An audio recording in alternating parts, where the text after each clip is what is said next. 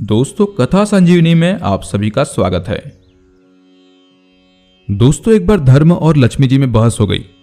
धर्म बोले कि मैं श्रेष्ठ हूं और लक्ष्मी जी बोली कि मैं श्रेष्ठ हूं।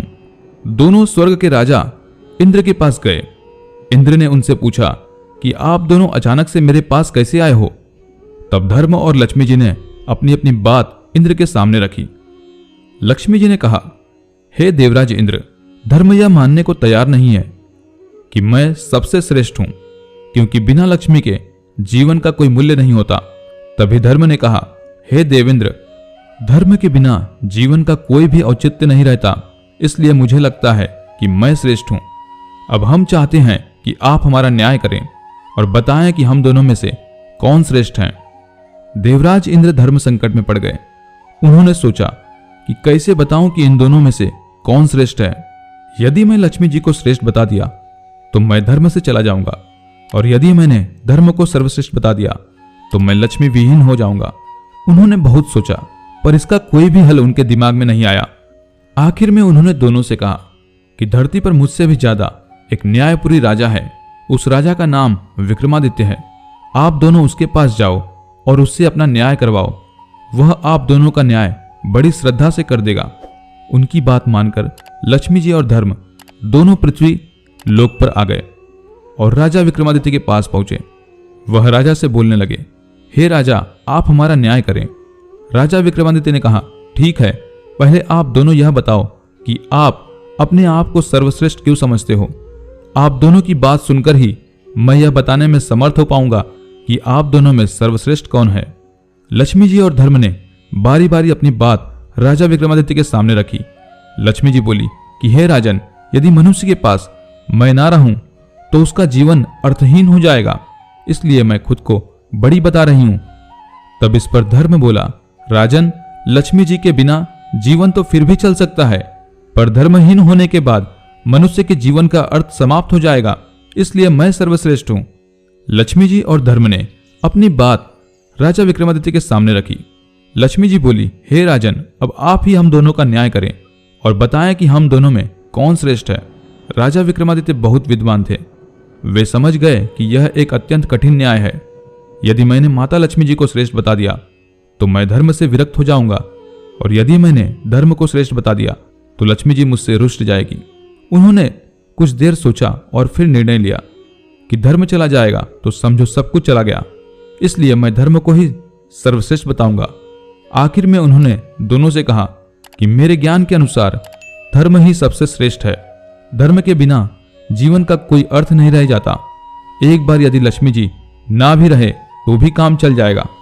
राजा विक्रमादित्य के इस न्याय से माता लक्ष्मी उन पर क्रोधित हो गई और उनका सारा राज्य और धन वैभव गायब कर दिया। अब विक्रमादित्य दर दर के भिखारी हो गए। ऐसे में उन्होंने अपने राज्य से जाना ही उचित समझा। उन्होंने अपनी तलवार उठाई और अपने घोड़े को लेकर राज्य से निकल पड़े। वहां से निकलकर वह एक नदी के पास पहुंचे। अब उन्हें भूख भी लग गई थी, इसलिए उन्होंने सोचा कि नदी में से कुछ मछलियां पकड़ी जाए। उन्होंने नदी में से कुछ मछलियां पकड़ी और उन्हें नदी के किनारे पर रख दिया। उन्होंने सोचा कि स्नान के उपरांत मैं इन मछलियों को खा लूंगा। जैसे ही वह स्नान कर नदी से बाहर आए तो देखा सारी मछलियां जल में कूद गई। अब वह समझ गए कि यह सब लक्ष्मी जी की क्रोध के कारण हुआ है। वह कुछ नहीं बोले और भूखे ही वह अपनी बहन के घर की तरफ चल पड़े। उनकी बहन को वहां के गुप्तचर ने बताया कि तुम्हारा भाई विक्रमादित्य तुमसे मिलने आ रहा है। उसने पूछा कि उसका भाई कैसे आ रहा है, तो उसे गुप्तचरों ने बताया कि अकेला ही घोड़े पर फटे हाल वस्त्रों में आ रहा है। यह सुनकर उसकी बहन ने कहा कि उसे घोड़ों के अस्तबल में ही ठहरने को कहो। विक्रमादित्य को घोड़े के अस्तबल में ठहराया गया और खाने के लिए उन्हें चोकर की रोटी दी गई। यह देखकर वह समझ गए कि लक्ष्मी जी की नाराजगी का असर दिख रहा है, इसलिए उन्होंने वह रोटियां वहीं जमीन में खड्डा खोदकर धरती में गाड़ दी और बोले कि हे धरती माँ, जब मैं दोबारा यहां आऊंगा तो आपसे ले लूंगा। आप यह रोटियां ऐसी स्थिति में संभाल कर रखना। इसके बाद बिना किसी को बताए वहां से रवाना हो गए। अगले दिन सुबह वह अपने एक प्रिय मित्र के पास पहुंचे। मित्र ने उनका बहुत स्वागत किया। खाने के लिए उनको तरह तरह के व्यंजन परोसे गए। जब राजा विक्रमादित्य खाना खाने बैठे तो उन्होंने देखा कि खूंटी पर नौलखा हार टंगा हुआ था। जैसे जैसे वह भोजन खाते जा रहे थे वैसे वैसे खूंटी भी नौलखे हार को निगलती जा रही थी। वह समझ गए कि यह भी देवी लक्ष्मी की एक चाल है। जब उनके मित्र की पत्नी ने खूंटी से हार गायब देखा तो उसने विक्रमादित्य पर चोरी का आरोप लगा दिया। विक्रमादित्य ने अपनी सफाई में कुछ भी नहीं कहा। उनका मित्र जानता था कि विक्रमादित्य ऐसा नहीं कर सकते, इसलिए उसने अपनी पत्नी को समझाने की बहुत कोशिश की, लेकिन वह नहीं मानी। अब विक्रमादित्य वहां से चल पड़े और दूसरे राज्य में पहुंच गए। लगातार यात्रा करने के कारण वह बहुत थक गए थे, इसलिए उन्होंने किसी वृक्ष के नीचे थोड़ी देर आराम करने की सोची। जब वह पेड़ के नीचे बैठे तो थकान के कारण कुछ ही देर में उनको नींद आ गई। इसी दौरान वहां के राजा के यहाँ चोरों ने चोरी की थी। वह धन लेकर भाग रहे थे। उनके पीछे राजा के सैनिक थे। सैनिकों के डर से भागते हुए चोरों ने वह धन सोते हुए विक्रमादित्य के पास रख दिया और आगे चले गए। कुछ ही देर में राजा के सैनिक भी चोरों की तलाश में वहां पहुंचे। सैनिकों ने जब देखा कि सारा धन विक्रमादित्य के पास पड़ा है तो उन्हें समझ में आ गया कि यही चोर है। वह उसको पकड़कर राजा के पास ले गए। उन्होंने वह सारा धन, घोड़ा और तलवार भी अपने कब्जे में ले लिया। राजा ने विक्रमादित्य से पूछा कि क्या तुमने यह धन चुराया है? विक्रमादित्य ने कहा, राजन, मैंने यह धन नहीं चुराया है, पर उनको अपनी बात की सत्यता को सिद्ध करने के लिए कोई साक्ष्य नहीं मिला, इसलिए राजा ने सजा के रूप में उनके दोनों हाथ पैर काटने का हुक्म दिया। सैनिकों ने उनके दोनों हाथ पैर काट दिए और बाजार के बीचों बीच चौराहे में फेंक दिया। इसके साथ ही उन्होंने उसके पास एक जूता रख दिया और वहां लिख दिया कि जो भी इधर से गुजरे वह इस अपराधी को 5 जूते अवश्य मारे। जो भी राहगीर वहां से गुजरता वह उन्हें 5 जूते मारता। अगले दिन जहां पर राजा विक्रमादित्य घायल अवस्था में पड़े थे, वहां से उस राज्य का एक तेल निकालने वाला तेली गुजर रहा था। वह स्वभाव से एक दयालु व्यक्ति था। वह राजा के पास रुका, परंतु उसने जूते नहीं मारे। राजा विक्रमादित्य ने उससे कहा कि हे मित्र, मेरे पांव पर मक्खियां बैठ रही हैं, मुझे बहुत पीड़ा पहुंचा रही है, इसलिए तुम मेरे जख्मों पर यह थोड़ा सा तेल लगा दो तो तुम्हारा बहुत ही उपकार होगा। तेली हंसा और बोला, एक तो मैं तुम्हें जूते मारने की सजा नहीं दे रहा हूं, ऊपर से तुम मुझसे तेल की आशा करते हो। राजा ने उससे प्रार्थना की तो उसने थोड़ा सा तेल उनके जख्मों पर लगा दिया। उस दिन जब वह तेल बेचने गया तो शाम तक तेल बेचने के बाद भी उसका तेल उतने के उतना ही रहा। उसे बड़ा आश्चर्य हुआ कि आज ऐसा क्या हुआ, कितना तेल बेचने के बाद भी मेरे घड़े का तेल कम क्यों नहीं हो रहा है। उसकी समझ में आ गया यह सब उस घायल व्यक्ति के कारण हो रहा है। अवश्य ही वह कोई देवात्मा है। शाम को जब तेल बेचने वाला तेली अपने घर पहुंचा तो वह बहुत खुश हुआ। उसकी पत्नी ने प्रसन्नता का कारण पूछा तो उसने अपनी पत्नी को सारी बात विस्तार से बता दी। तेली अपनी पत्नी से बोला कि वह कोई दिव्य आत्मा है। उसकी पत्नी ने कहा कि आप किसी भी प्रकार उस व्यक्ति को अपने घर ले आओ, वैसे भी हमारी कोई संतान नहीं है, इसी बहाने हमें संतान सुख भी प्राप्त होगा। तेली कहने लगा कि राजा से बगैर पूछे हम उसे अपने घर पर नहीं ला सकते, इसलिए सबसे पहले हमें इस संदर्भ में राजा से इजाजत लेनी होगी। तेली की पत्नी बोली कि आप कल सुबह जाकर राजा से बात कर लो, अब देरी करना उचित नहीं है। अगले दिन प्रातःकाल तेली राजा से मिलने महल पहुंच गया। राजा ने तेली से आने का कारण पूछा तो तेली बोला, मालिक, यदि आप आज्ञा दे तो मैं उस लूले लंगड़े व्यक्ति को अपने घर ले जाऊं। हमारी कोई भी संतान नहीं है, इसलिए हमारी इच्छा है कि हम इसको अपने साथ रखकर संतान सुख प्राप्त करें। राजा कुछ देर सोचता रहा, फिर बोला कि वैसे भी वह व्यक्ति हमारे लिए किसी काम का नहीं है, इसलिए तुम उसको अपने घर ले जा सकते हो। राजा की आज्ञा मिलते ही वह तेली विक्रमादित्य को अपने घर ले आया। विक्रमादित्य के उसके घर पहुंचने के बाद उसके हर कार्य अच्छे ढंग से होने लगे। वह विक्रमादित्य की जितनी सेवा करते उतनी ही उनकी समृद्धि बढ़ती जाती। इधर राजा की राजकुमारी बहुत ही विदुषी थी। वह लगभग हर कला में पारंगत थी। वह शाम को दीपक राग गाकर महल और शहर के दियों को प्रज्वलित करती और फिर वह रात को दिए बुझा देती। विक्रमादित्य फिर से दीपक राग गाकर दीप प्रज्वलित कर देते। जब 2-3 दिन ऐसा हुआ तो राजकुमारी को विश्वास हो गया कि राज्य में कहीं न कहीं राजा विक्रमादित्य रहते हैं, क्योंकि दीपक राग गाने वाला गिनती के ही लोग हैं जिनमें विक्रमादित्य सर्वश्रेष्ठ हैं। उन्हीं दिनों राजा ने राजकुमारी का स्वयंवर रच दिया। दूर दूर के राजाओं और राजकुमारों को आमंत्रित किया गया। जिस दिन स्वयंवर था उससे पिछले दिन विक्रमादित्य ने तेजी से कहा कि हे पिताश्री, मैं भी स्वयंवर देखना चाहता हूं, इसलिए आपसे प्रार्थना है कि मुझे कल वहां पर ले चलो। तेली ने समझाया कि तुम चल फिर नहीं सकते, तुम्हें कहीं कोई चोट न लग जाए। लेकिन जब विक्रमादित्य अपनी बात पर अड़ गए तो वह तेली उन्हें स्वयंवर में ले जाने के लिए राजी हो गया। वह बोला कि कल प्रातः मैं तुम्हें स्वयंवर दिखाने ले चलूंगा। थोड़ी देर बाद राजा के यहां से तेली को संदेशा आया कि राजा को 100 घड़ा तेल कल सुबह तक चाहिए। तेली ने कहा कि भाई यह कैसे संभव हो सकता है, यह तो बहुत ज्यादा है। संदेश लाने वाला बोला कि मैं कुछ भी नहीं जानता, राजा के आदेश से आपको यह कार्य करना होगा, वरना आप सजा के लिए तैयार हो जाओ। तेली बहुत ज्यादा तनाव में आ गया। यह तो असंभव कार्य था। वह बहुत दुखी भी था। तभी विक्रमादित्य ने पूछा कि पिताश्री, आप इतना चिंतित क्यों हैं? तेली ने अपनी चिंता का कारण बताया तो विक्रमादित्य ने कहा कि आप उनसे 100 घड़ा मंगवा लें और चिंता ना करें, मुझ पर विश्वास करें, कल हम उन्हें 100 घट तेल अवश्य देंगे। तेली को विक्रमादित्य की शक्तियों का भाव था। उसने राजा को कहकर 100 घट मंगवा लिया। रात में विक्रमादित्य तेली से बोले, अब आप दोनों आराम से सो जाएं, मैं रात में 100 घट तेल निकाल दूंगा। तेली की पत्नी बोली कि बेटा तेरे हाथ और पांव नहीं है, तू भला कैसे बैलों को चला पाएगा? विक्रमादित्य ने कहा, मां तू निश्चिंत होकर सो जा, मैं सब कार्य कर लूंगा। रात में विक्रमादित्य ने 100 घाट तेल निकाल दिया। सुबह जब राजा के व्यक्तियों ने देखा तो आश्चर्य से भर गए। तेली और उसकी पत्नी को अब पूर्ण विश्वास हो गया कि यह लड़का जरूर कोई देवात्मा है, इसलिए अब कोई चिंता नहीं करनी चाहिए। अगले दिन तेली ने विक्रमादित्य को नहला धुलाकर नए वस्त्र पहना दिया और फिर उनको ले जाकर स्वयंवर में दूर बिठा दिया। कुछ समय उपरांत जब सब राजा और राजकुमार आ गए तो राजकुमारी को वर चुनाव के लिए भेजा गया। राजकुमारी ने उन लोगों में विक्रमादित्य को तलाशना शुरू किया। उसे वहां बैठे राजाओं में तो कोई भी ऐसा न दिखाई पड़ा जो विक्रमादित्य लगे। तभी उसकी निगाह दूर बैठे अपंग व्यक्ति पर गई। उनमें उसे बहुत तेज दिखाई पड़ा। उनका तेज देखकर वह समझ गई कि वही राजा विक्रमादित्य है। बस फिर क्या था, वह माला लेकर उनकी ओर चल पड़ी और पास पहुंचकर माला उनके गले में डाल दी। वहां उपस्थित राजा, राजकुमार और लोग देखकर आश्चर्यचकित हो गए। राजकुमारी ने ऐसा क्यों किया?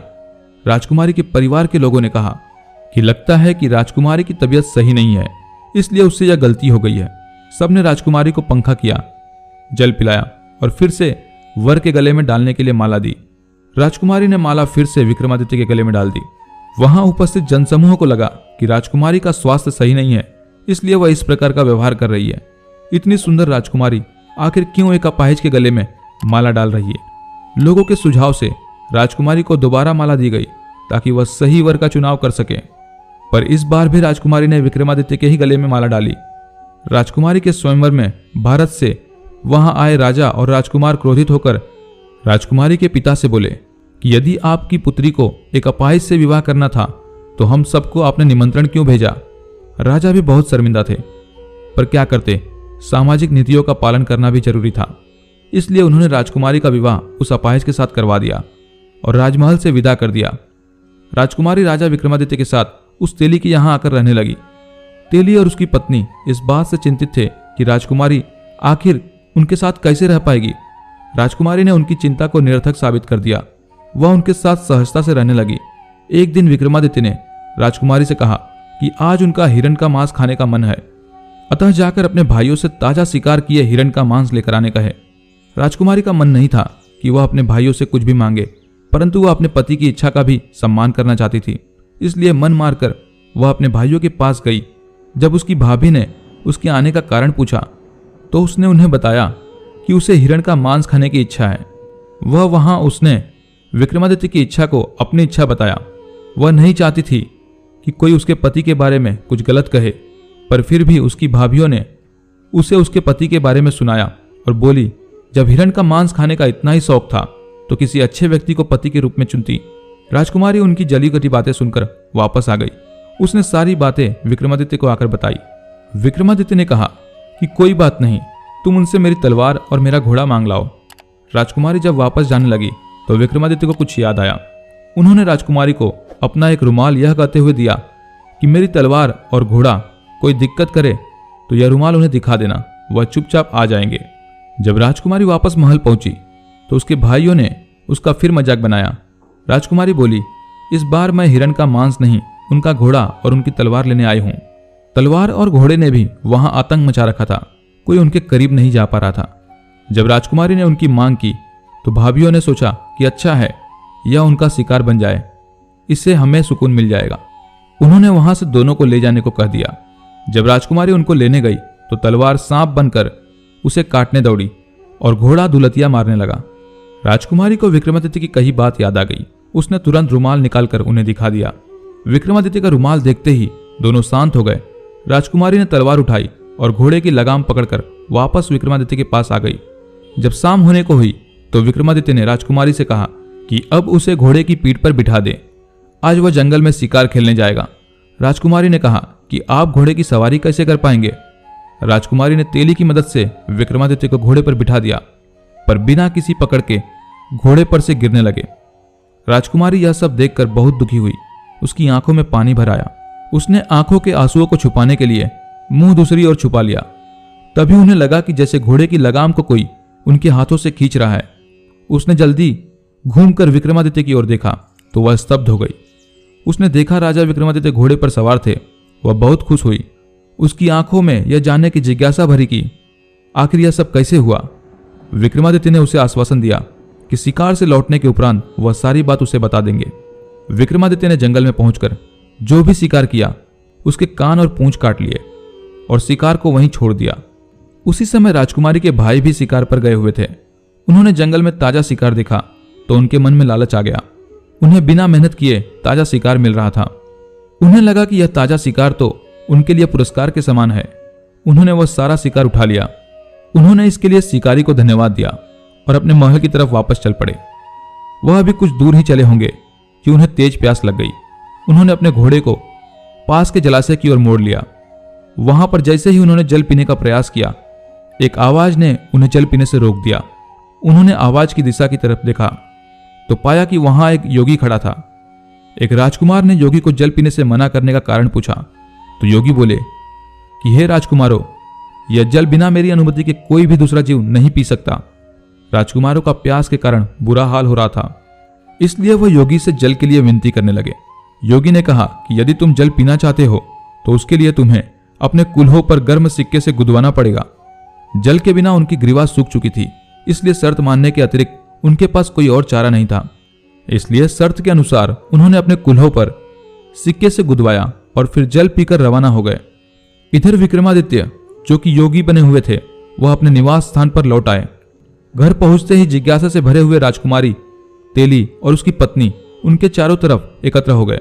वह बोले कि हे देवताओं की तरह दिखने वाले, तुम अपना परिचय देकर हमारे भीतर पैदा हुई जिज्ञासा का अंत करो। राजा विक्रमादित्य को लगा कि अब इन्हें अंधकार में रखना सही नहीं है।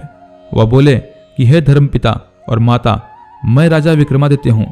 फिर उन्होंने अपनी आपबीती को संक्षेप में उन्हें बताया और जब उन्हें पता चला कि वह राजा विक्रमादित्य है तो उनके चरणों में गिर पड़े और अनजाने में हुई अपराध के लिए क्षमा प्रार्थना करने लगे। राजा विक्रमादित्य ने उन्हें समझाया कि वह उनसे नाराज नहीं है, अपितु उन लोगों ने अपने स्वजनों से भी ज्यादा अच्छा व्यवहार उनके साथ किया। अगले दिन प्रातः राजा विक्रमादित्य ने राजकुमारी को फिर राजमहल यह कहकर भेजा कि इस बार भी तुम अपने भाइयों से शिकार की मांग करना।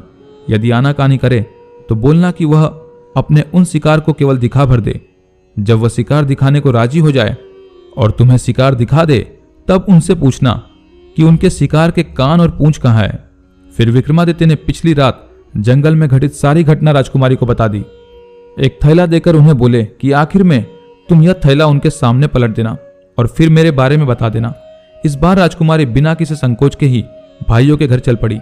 इस बार भी वहां वही परिस्थिति बनी जो पिछली बार थी। दोस्तों, कहानी पर अभी तक बने हुए हैं तो वीडियो को लाइक अवश्य कीजिएगा और कथा संजीवनी इस चैनल को सब्सक्राइब कर घंटी के भी बटन अवश्य दबा लें। जब उन्होंने बिना कान और पूंछ वाले शिकार उसे दिखा दिए तो राजकुमारी ने उनके कान और पूंछ के बारे में पूछा। अंत में राजकुमारी ने वह थैला जो विक्रमादित्य ने उसे दिया था उनके सामने पलट दिया। थैले में भरे कान और पूंछ नीचे बिखर गए। जब उसकी भाभियों ने इसके बारे में पूछा कि यह सब क्या है तो राजकुमारी बोली कि आप अपने पतियों से ही पूछो और उनसे पूछो कि कल रात को पोखर का जल पीने का उन्होंने क्या भुगतान किया है। जब उसकी भाभियों ने अपने पतियों से इसके बारे में पूछा तो सबने पिछली रात की घटना बता दी। भाइयों ने आश्चर्य से राजकुमारी से पूछा कि उसके पास यह कान और पूंछ कैसे आया, तो उसने बताया कि वह योगी और कोई नहीं, स्वयं उसके पति थे।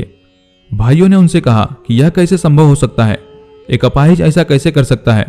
तब राजकुमारी ने बता दिया कि जिन्हें आप अपाहिज कह रहे हैं वह राजा विक्रमादित्य हैं। राजा विक्रमादित्य का नाम सुनते ही महल में खलबली मच गई। जब यह सूचना राजा को मिली तो वह भी घबरा गए। आखिर उन्होंने ही विक्रमादित्य को दंड दिया था। राजा, राजकुमार और मंत्रीगण सभी तेली की घर की ओर दौड़ पड़े। राजा और राजकुमार सभी राजा के पैरों में गिरकर क्षमा याचना करने लगे। राजा ने उन सब को कहा कि आप लोग दुखी ना हो, यह मेरे धर्म की परीक्षा थी, इसलिए आप लोगों की मति घूम गई थी। अतः आप लोग यह बात अपने मस्तिष्क से निकाल दें कि मैं आपसे नाराज हूं। सब खुश हो गए और राजा को अपने महल ले गए। वहां उनकी खूब आवभगत की। कुछ दिन वहां रहने के उपरांत राजा ने वहां से विदाई ली। उन्होंने पूरे साजो सामान से उन्हें विदा किया। राजा विक्रमादित्य वहां से पूरे सम्मान के साथ रवाना हुए। राजा ने भी उन्हें भरपूर सम्मान दिया। सैनिकों ने पूछा कि राजन, अब हम किस ओर चले? तो विक्रमादित्य ने कहा कि आप लोग मेरी बहन के घर की ओर चलो। जब मीलों दूर विक्रमादित्य की बहन के नगर के पास पहुंचे तो बहन को उसके गुप्तचरों से समाचार प्राप्त हो गया था कि उसका भाई विक्रमादित्य आ रहा है। उसने अपने गुप्तचर से पता किया कि विक्रमादित्य किस परिस्थिति में आ रहा है। तो गुप्तचरों ने बताया कि वह पूरे लाव लश्कर के साथ आ रहा है। बहन ने तुरंत राज्य के कर्मचारियों से उनके भव्य स्वागत के लिए कहा और बोली उसे विशेष महल में ठहराया जाए। जब विक्रमादित्य वहां पहुंचे तो बहन ने उनके लिए बेहतरीन व्यंजन बनाकर उनके स्वागत में पहुंची। राजा विक्रमादित्य ने वहां भोजन करने से मना कर दिया और बहन को लेकर गौशाला में पहुंचे। एक जगह जमीन खोदकर उन्होंने वही सूखी रोटियां निकाली जो बहन ने उस समय उनके लिए खाने को भेजी थी, जब उन पर लक्ष्मी जी रुष्ट थी। बहन बहुत शर्मिंदा हुई। उसने अपने किए पर शर्मिंदगी जताई, लेकिन विक्रमादित्य ने कहा कि बहन, मुझे इस बात का कोई भी दुख नहीं है, पर तुम्हें संबंधों की मर्यादा का पालन करना था। अगले दिन विक्रमादित्य वहां से रवाना हो गए। कर्मचारियों से अपने मित्र के घर चलने को कहा। जब वह मित्र के घर पर पहुंचे तो मित्र बहुत प्रसन्न हुआ और बोला कि मैं तुम्हें प्रसन्न देखकर बहुत खुश हूं। तुम्हें देखकर मन बहुत आनंदित हुआ है। आपसे अनुरोध है कि आज रात कम से कम मेरा आतिथ्य स्वीकार करें। विक्रमादित्य ने कहा कि मित्र, मुझे खुद भी तुम्हारे यहां रुकने की इच्छा थी। वह विक्रमादित्य को लेकर अपने विशेष कक्ष में पहुंचा। वहां दोनों मित्रों के मध्य पुराने दिनों की चर्चा हुई। रात को खाने के समय विक्रमादित्य को उसी स्थान पर भोजन परोसा गया जहां पिछली बार खाने के समय खुंटी ने हार निकला था। विक्रमादित्य ने जैसे ही भोजन करना शुरू किया, खुंटी ने भी हार को उगलना शुरू कर दिया। जैसे ही विक्रमादित्य का भोजन समाप्त हुआ, रानी का नौलखा हार खुंटी पर टंगा दिखाई पड़ा। राजा की निगाह खुंटी पर गई तो वहां उन्होंने खोया हुआ अपना नौलखा हार टंगा देखा। राजा आश्चर्य से भर उठे और रानी से बोले कि यह कैसी अनोखी घटना है। इसी हार की चोरी का इल्जाम तुमने मेरे मित्र विक्रमादित्य पर लगाया था। तब मैंने तुम्हें कहा था कि ऐसा कोई कार्य मेरा मित्र विक्रमादित्य नहीं कर सकता जो दुनिया की तकलीफ को हरता हो। वह क्या एक तुच्छ हार के लिए इतना गिर सकता है? जाओ अपना हार ले लो। रानी को अपने द्वारा किए गए कार्य पर बहुत शर्मिंदगी हुई। उसने हाथ जोड़कर राजा विक्रमादित्य से क्षमा मांगी। वह बोली कि हे राजन, मेरी मति को उस समय न जाने क्या हुआ था। मेरे उस अपराध की कोई भी क्षमा नहीं है, पर मैं चाहती हूं कि आप एक बार मुझे माफ करके मेरी पीड़ा को कम करें। तभी विक्रमादित्य ने कहा कि आप लोग ज्यादा दुखी ना हो। वह समय मेरी विपत्ति का समय था। मुझ पर लक्ष्मी जी रुष्ट थी, इसलिए सारी घटनाएं घटी। फिर उन्होंने वह सारी बातें विस्तार से उनको बताएं और अगले दिन अपने राज्य के लिए रवाना हो गए। वह जब अपने राज्य पहुंचे तो उन्हें माता लक्ष्मी जी नगर के मुख्य द्वार पर ही मिल गई। माता लक्ष्मी जी बोली कि हे राजन, तुम सही थे और मैं गलत थी। इसके बावजूद भी मैंने तुम्हें जो दंड दिए उसके लिए मैं दुखी हूं। आप अपनी माता को क्षमा नहीं कर सकते? मां लक्ष्मी के मुंह से ऐसे शब्द सुनकर विक्रमादित्य माता लक्ष्मी के पांव में गिर गए और बोले कि हे माता, आप ऐसी बातें न करें। आपकी परीक्षा से मेरा और भी निखार हो गया है, इसलिए मैं आपका आभारी हूं। विक्रमादित्य की विनम्रता से महालक्ष्मी बहुत प्रसन्न हुई और बोली कि हे विक्रमादित्य, मेरा तुमको आशीर्वाद है कि जब तक दुनिया रहेगी लोग तुम्हें भूल नहीं पाएंगे। यह आशीर्वाद देकर माता लक्ष्मी अंतर्ध्यान हो गई और अपने नगर में पहुंचकर राजा और राजकुमारी सुख से जीवन व्यतीत करने लगे। तो दोस्तों, यह थी राजा विक्रमादित्य के धर्म की परीक्षा, जिसमें वो पूरी तरह से सफल रहे। और यह कहानी संपूर्ण मानव जाति के लिए भी प्रेरणा स्रोत है। तो दोस्तों, उम्मीद करते हैं कि आज की यह कहानी